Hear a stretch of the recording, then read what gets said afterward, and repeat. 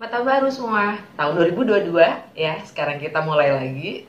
Buat kalian yang berbahasa Indonesia, kalau kemarin gue udah mulai pakai bahasa Inggris.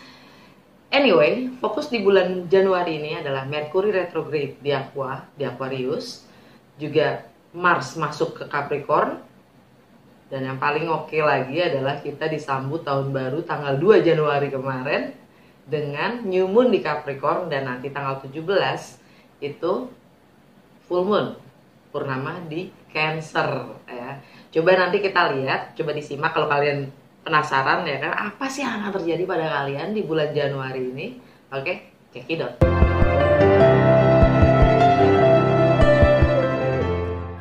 Hai Sides, Sagittarius. Mendatang di Fortune Star 222 sama gue Lucky yang siap bacain energi kalian di bulan Januari. Seperti biasa ini general reading, jadi ambil yang sesuai dan tinggalkan yang tidak sesuai. Jangan paksain untuk sesuai. Dan cross watcher siapapun kalian yang sedang berurusan dengan Sagittarius, kalian welcome untuk join karena energi kita suka ketukar. Jadi kemungkinan besar pesannya juga bisa buat kalian. Nah, kalau nggak sesuai, gue saranin untuk nonton sun sign, moon sign, juga rising atau ascendant sign kalian. Karena ini general reading lagi-lagi ya. Kalau kalian nonton ketiganya itu, kalian bisa dapat secara keseluruhan tentang situasi kalian sendiri. Nah, untuk kalian yang belum terbiasa nonton gue baca tarot ya, gue saranin untuk nonton playlist gue tentang 12 rumah astrologi, karena setiap bulannya, energi per bulannya gue selalu membuka 12 kartu yang mewakili 12 rumah astrologi berdasarkan konfigurasi energi planet yang berlaku di bulan itu ya. Jadi langsung aja gue mulai dengan Wisdom of the Oracle untuk melihat fokus dan energi Sagittarius di bulan Januari. Apa sih fokus dan energi Sagittarius di bulan Januari?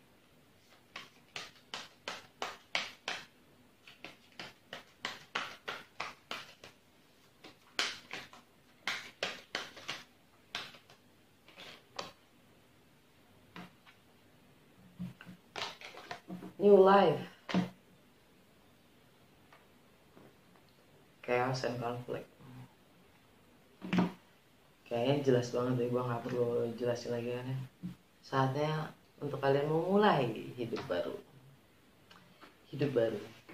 Karena mungkin kalian udah capek dengan chaos dan konflik ya.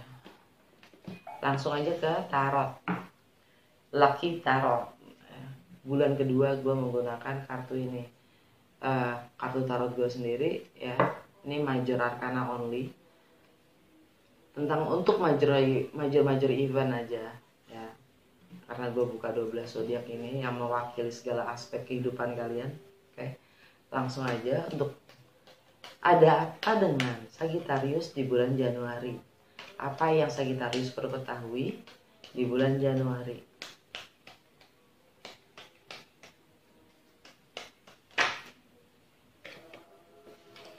Rumah pertama, bagaimana kalian merepresentasikan diri kalian, bagaimana kesan orang lain terhadap kalian. The Hermit. Rumah kedua tentang value system kalian, bagaimana kalian menilai prioritas kalian, bagaimana kalian menghargai diri kalian sendiri, tentang kepemilikan, tentang segala sesuatu yang bernilai buat kalian, entah itu materi, penghasilan, resources, keterampilan ya. Kalian dapat the Wheel of Fortune. Rumah ketiga tentang persepsi, mindset, juga pengetahuan wawasan kalian dari kecil hingga saat ini, dan juga bagaimana kalian berkomunikasi. Kalian dapat Death. Rumah keempat tentang home, family, tradisi, dan emotional security. Kalian dapat The Star. Rumah kelima tentang bagaimana kalian having fun, tentang romance, love affairs, tentang kreativitas, dan tentang anak-anak, atau kalau kalian belum punya anak, tentang masa kecil kalian atau jiwa kanak-kanakan kalian. Kalian dapat The Magician. Ini juga tentang bisnis atau bisnis atau project yang kalian lagi kerjakan atau kalian ingin mulai, dan juga tentang bagaimana kalian mengekspresikan diri kalian sendiri ya. Di rumah keenam tentang kesehatan, kebiasaan dalam keseharian kalian, dan juga bagaimana melayani orang lain, the Tower. Rumah ketujuh tentang partnership atau relationship, any kind of it, kalian dapat the Moon. Rumah ke-8 tentang bagaimana kalian berbagi yang sifatnya milik bersama, finansial, properti, warisan, ideologi, ya, pajak, atau yang sifatnya dalam kebersamaan, entah itu seks, intimacy, control, power, kalian dapat justice. Rumah ke-9 tentang bagaimana kalian mengatasi atau melampaui batas-batas kalian sendiri, ya, tentang travel, segala sesuatu yang sifatnya berjarak, tentang foreign, segala sesuatu yang asing, abroad, atau sesuatu yang baru, ya, tentang perbedaan, apapun itu perbedaannya, budaya, agama, latar belakang, keyakinan, ya, tentang filosofi dan juga hukum, kalian dapat the Lovers. Rumah ke-10 tentang karir, reputasi, status sosial, dan long term goal, kalian dapat Temperance. Rumah ke-11 tentang bagaimana kalian bersosialisasi, mengaspirasi, lingkungan sosial kalian, dan harapan-harapan kalian, juga network, friendship, ya, kalian dapat the Emperor. Rumah ke-12 tentang karma, keyakinan kalian yang membatasi kalian sendiri, alam bawah sadar, dan ending closure, kalian dapat the Fool. Alam bawah sadar kalian, the Empress. New life. Oke. Rumah pertama, kesan orang lain terhadap kalian, the Hermit. Kalian lagi mengisolasi diri, kalian lagi bertapa, kalian lagi semedi, kalian lagi meditasi, ya, kalian lagi mengucilkan diri. Yang jelas kalian lagi reflektif, ya, refleksi, introspeksi, mencari jawaban dari dalam diri kalian sendiri. Itu energi Virgo. Buat Sagittarius, ini tentang, ya, karena kalian lagi healing, kalian lagi proses pemulihan reputasi kalian sendiri, ya, jadi kalian lagi ndekem gitu. Kalian belum siap untuk berhahaha, mungkin bersosialisasi mungkin, atau ya kalian mencari pencerahan dari dalam diri kalian sendiri gitu ya. Kalian lagi bersabar menunggu momen. Untuk rumah kedua tentang kepemilikan, value system kalian, dan segala hal yang sifatnya bernilai buat kalian, dapat the Wheel of Fortune, energi Jupiter. Jupiter ada di Pisces.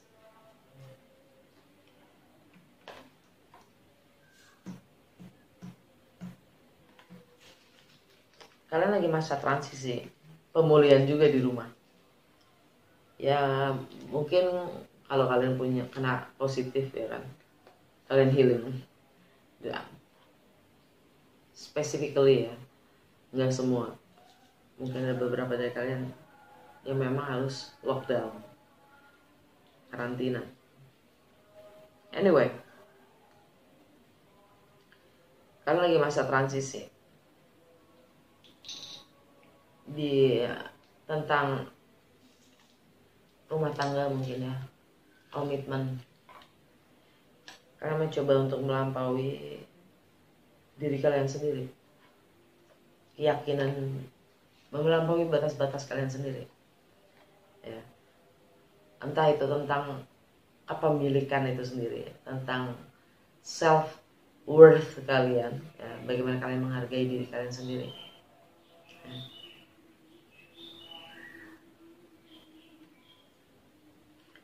Yang jelas kalian akan dapat keberuntungan sih, karena ini di rumah kedua ya, dengan Jupiter planet keberuntungan. Kalian kayaknya akan dapat keberuntungan.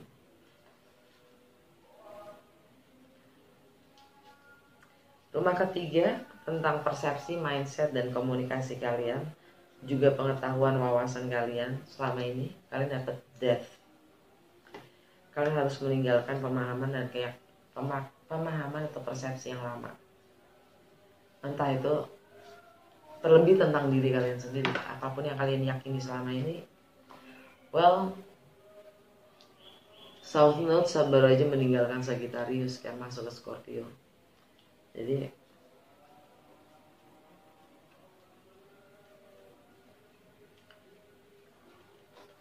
karena kalian sudah bisa, kalau kalian sudah bisa meninggalkan apapun keyakinan yang sudah tidak lagi selaras dengan kalian, jelaslah kalian akan dapat berkah dari si Jupiter itu kan. Karena Jupiter itu adalah karmik spiritual. Karena kalian sudah mampu melepaskan karma duniawinya,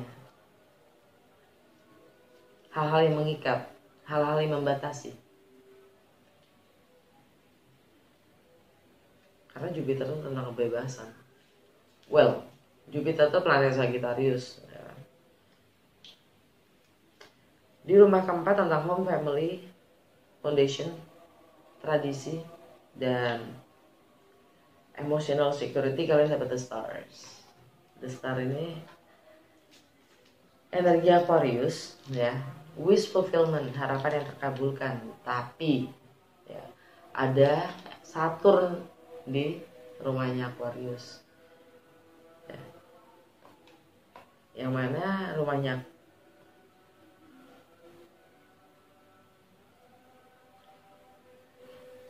Aquarius itu ada the death di rumahnya persepsi tadi, ya.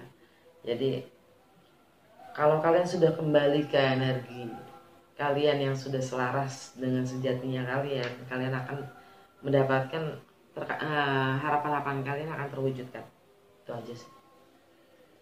Nah, untuk bisa kembali ke energi sejatinya kalian tuh kalian butuh healing kan. Jadi ya makanya kalian meditasi nih.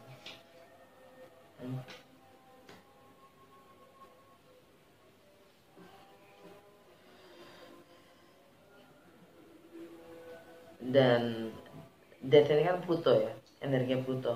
Sorry nih, gue balik lagi mundur satu langkah, satu rumah.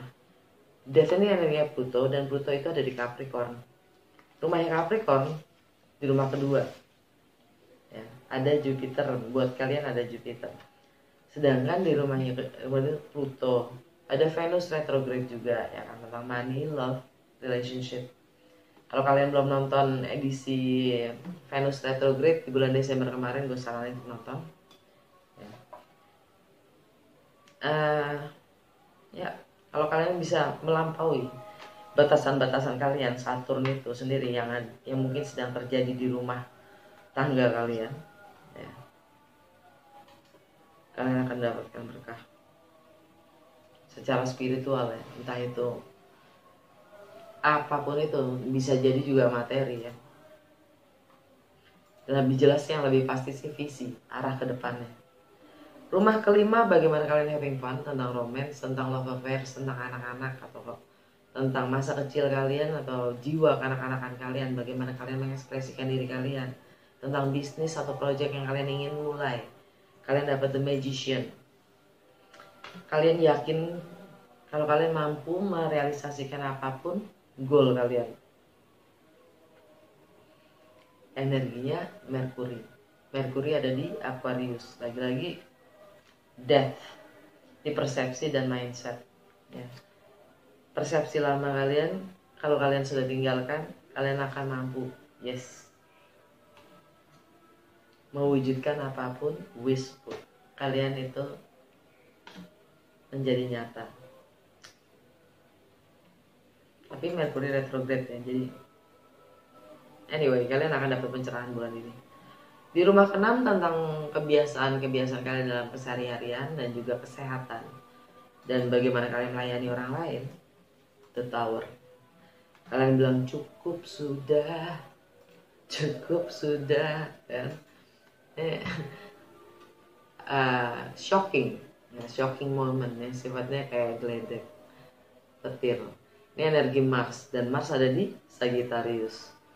Setelah kalian mendem ya kan, kalian akan melakukan gebrakan-gebrakan yang tidak disangka-sangka oleh orang gitu ya. Atau mungkin kalian sendiri yang akan menerima kejadian itu. Tapi Mars Sagittarius itu sampai tanggal 24 masuk ke Capricorn ya. Yaitu going beyond yourself. Jupiter itu sendiri, energi Jupiter sendiri, berkah itu sendiri ya. Kalian mampu melampaui batas-batas kalian, yaitu gebrakan ya kan. Rumah ke-7 tentang relationship atau partnership, any kind of it. Kalian dapat the moon, purnama di Cancer, energinya Pisces dan Cancer. Jadi ya tentang ini pemahaman yang kalian harus tinggalkan ini adalah tentang komitmen ya, di rumah atau fondasi dan juga tradisi ya. Karena purnama di Cancer itu originalnya di rumah ke-4 ya, yang mana tentang home, tradisi, family, fondasi, dan emotional security. Sifatnya sangat emosional.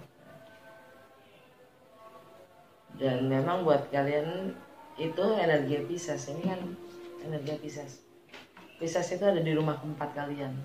Sedangkan Cancer itu juga originalnya di rumah ke-4. Jadilah ya. Rumah ke-8 bagaimana kalian berbagi yang sifatnya milik bersama, entah itu properti, warisan, ideologi, juga finansial, atau dalam kebersamaan, entah itu seks, intimacy, kontrol, dan power. Kalian dapat justice, pengadilan. Mungkin ada beberapa dari kalian mengajukan ke pengadilan ya, berurusan langsung dengan pengadilan itu sendiri, atau menyangkut juga dengan gonogini ya. Untuk beberapa dari kalian ingin mencoba untuk lebih adil, seimbang, dan diplomatis dalam menjadi yang seimbang. Ini energi Libra ya. Kalian akan mengambil sikap ya, menuntut keadilan. Kalian akan menuntut keadilan, menuntut ya, beberapa dari kalian ini tentang keadilan itu sendiri. Kalian merasa tidak adil atau kalian merasa diadili.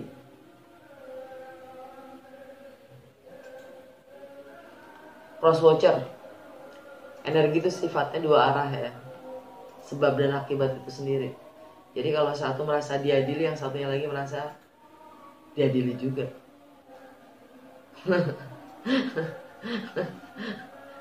Ya kan? Mirroring gitu.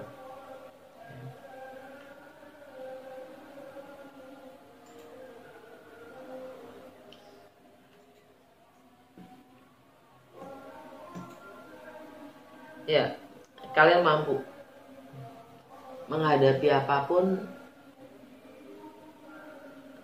untuk mendapatkan keadilan. Ya.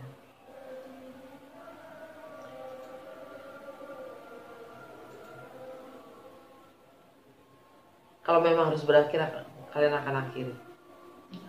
Rumah ke-9 bagaimana kalian melampaui batas-batas kalian, entah itu travel, foreign, perbedaan budaya, agama, latar belakang, juga filosofi, juga keyakinan ya. Kalian dapat the lovers, Kalian diminta untuk mengambil keputusan karena kalian punya pilihan. Energi Gemini. Ya, tentang relationship atau partnership itu sendiri, kalian punya pilihan. Jadi kalian diminta untuk mengambil keputusan. Ya, kayaknya kalian akan mengakhiri ya. Di rumah ke-10 tentang karir, reputasi, long term goal. Ya, jangka panjang kalian ke depannya itu maunya gimana? Tentang status sosial kalian, temperance, energi kalian sendiri. Kalian lagi mendem, kalian lagi proses pemulihan.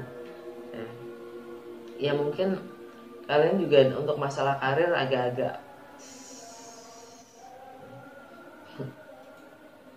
agak-agak ngerem banget gitu kan. Dan ya kalian diminta untuk bersabar supaya kalian kembali ke energi kalian sendiri, pemulihan itu sendiri di rumah ya. Untuk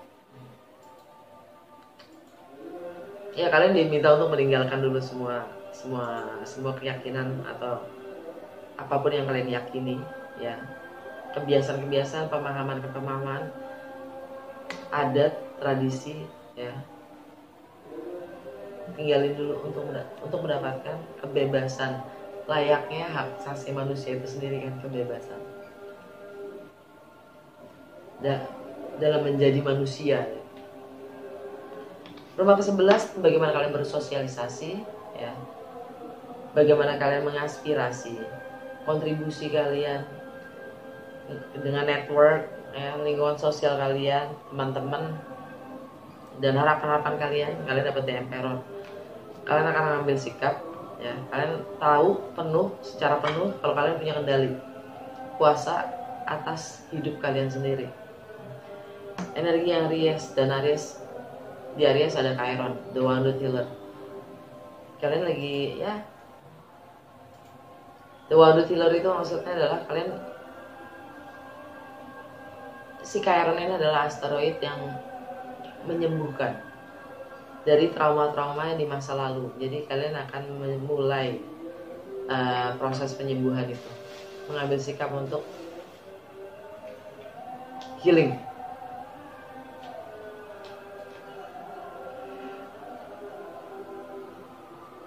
Untuk mampu. Oke. Di rumah ke-12 tentang karma, ending, closure, juga limiting beliefs, keyakinan yang membatasi kalian, dan juga alam bawah sadar kalian dapat the full. Lagi-lagi energinya Aries. Kalian akan memulai sesuatu yang baru, new life, dan kalian siap menempuh apapun resiko yang akan datang nantinya. Dan dia 0 ya. Dan lagi-lagi di Aries ada healing. Alam bawah sadar kalian, the Empress. Kalian siap melahirkan situasi kondisi ya yang baru. Tapi ini energinya Venus retrograde di Capricorn. Tentang kepemilikan ya, tentang value system kalian. Kalian diminta untuk mengevaluasi lagi tentang money, value system, dan relationship ya, supaya kalian bisa melampaui batasan-batasan kalian sendiri ya. Karena mungkin pemahaman atau keyakinan kalian tentang money, relationship, dan bagaimana kalian menempatkan prioritas itu sendiri ya, yang membatasi diri kalian sendiri untuk bisa menjadi lebih baik atau mendapatkan yang lebih optimal, yang lebih sepantasnya atau selayaknya emang buat kalian. Oke, langsung aja ke Lenormand ya, 3 kartu aja. Apa sih yang terjadi pada Sagittarius di bulan Januari? Clock, ring, fox, stairs. Pilihan. Alam bawah sadar adalah pilihan. Dua-dua. Stairs, choices, pilihan. Kalian diminta untuk mengambil keputusan.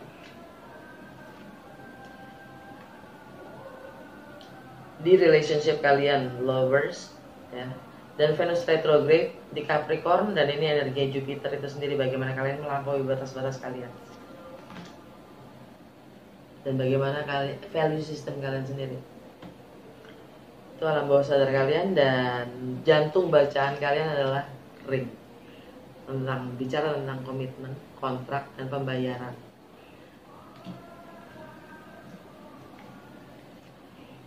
Ini clock ini adalah waktu, ya. Waktu itu energi Saturn, karma duniawi yang membatasi kita, ya, tentang struktur-struktur atau sistem-sistem lama yang kalian ingin tinggalkan dengan energi rubah. Alright, sekarang langsung ke mystical shaman. Petunjuk dari semesta untuk Sagittarius di bulan Januari itu apa sih? Petunjuk dari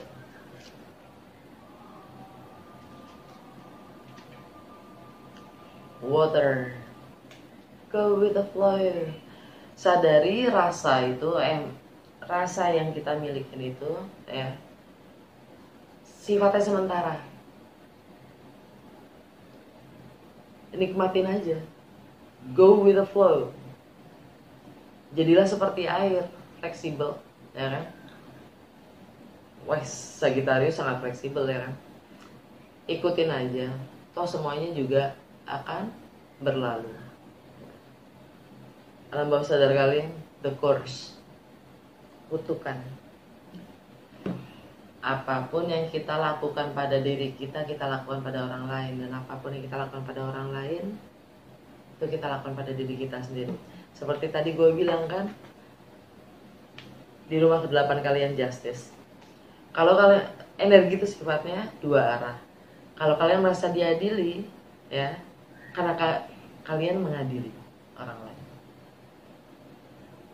Jadi kalau kalian merasa diadili, orang yang lain itu juga merasa diadili, nggak sih? Sama, mirroring. Dan itu sebab akibat. Dan itu kutukan itu sendiri, sebab dan akibat. Ya. Oke, segitu aja. Semoga resonance dan berguna. Kalau memang resonance, jangan lupa untuk like, comment, and share.